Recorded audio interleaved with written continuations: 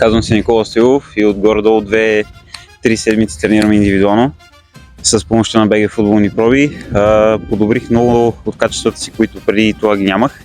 Благодарение на индивидуалните тренировки започнах да мисля по-добре на терена, да подобрих издръжливостта си, пасове, всичко като цяло и съм коренно различен човек, откакто почнах. Аз съм Петър Иванов, на 13 години, тренирам в септември и близо вече 2 години тренирам индивидуално с помощта на БГ футболни проби.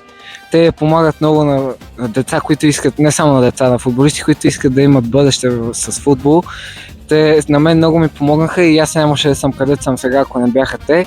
Много съм благодарен и според мен всички трябва да се запишат. С индивидуалните тренировки успях да подобря мисленето си на терена, движението си, скоростта си, най-много издържливостта си и физиката си, защото наистина това са неща, които са нужни за футболисти в днешно време и съм много благодарен за всичко, което се случи. Здравейте, казвам се Алекс Митаров.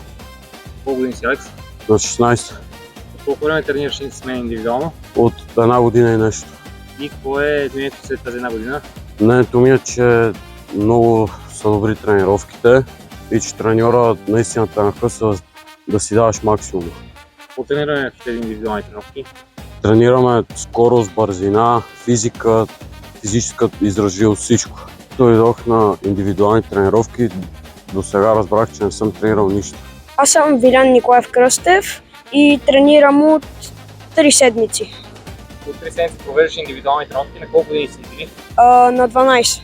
Колко си за индивидуалните тренировки? Мисля, че ако искате да се развивате, тук е мястото.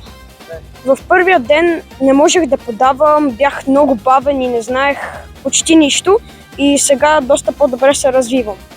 За какво работиме до тук в индивидуалните тренировки? Какво видях? Работиме за подскоци, за бързина, за пасове, за техника, за всичко. Тоест смяташ, че след като вече си тренирал 3 седмици, подобрението в твоето представяне какво е? Доста добре.